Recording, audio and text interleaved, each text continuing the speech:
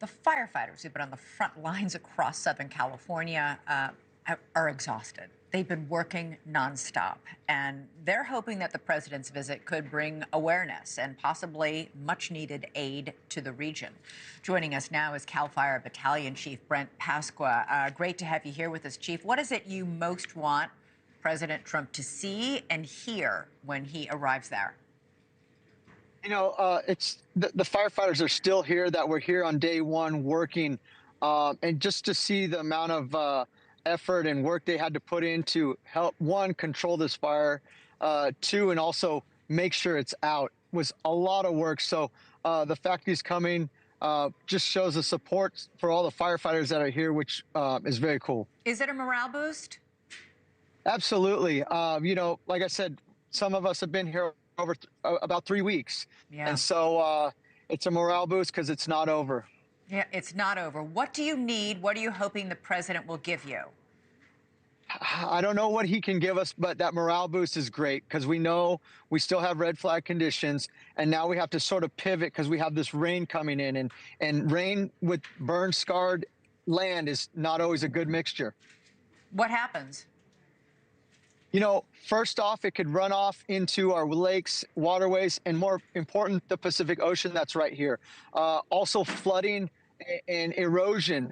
We don't want any of that to happen, especially to these fire already damaged areas. Yeah, we've already heard, we've been hearing about the danger that rains could bring when it comes to mudslides, landslides, that sort of thing. But you raised something that's completely different, but also very, very important here. And that is the toxic chemicals, residue, wreckage that these fires have left in their wake. We just spoke to a resident from the Pacific Palisades who lost her house. She was warned not to touch anything when she was there. When you talk about rainfall coming down on all this toxic area and then that runoff getting into the water supply, that's a real concern. Absolutely. And you saw the devastation, the homes right there on the sand in Malibu. There's nothing to stop that runoff from going right into the ocean. So we're doing everything we can to secure that up, shore that up. So hopefully we can contain it and not let it get in the water. Give me the rundown on all the fires you're fighting right now and what level of containment you've managed to get on them. Yeah. So in total, about 8 fires right now going on in Southern California, 4 major ones. Of those 4 major ones, only one continues to burn and grow, and that's the Otay Border 2 fire in San Diego.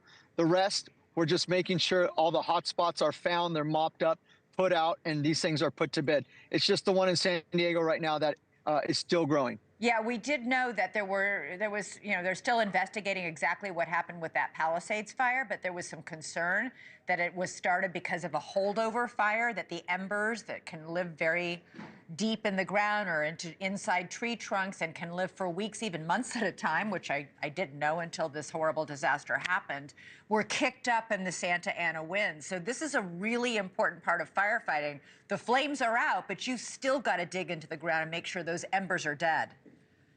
Absolutely, you're so right. Those can live down there underneath the earth, underneath the ground for weeks, months. So that's why we have infrared technology with our drones and planes that are flying this fire. They're mapping out where they're finding the heat, and they're giving it to the crews on the ground to go out, dig up, and put out. Battalion Chief Brent Pasqua, thank you so much. I know you and your troops have got to be utterly exhausted, and the fact that you are continuing to work to help the folks there and do your job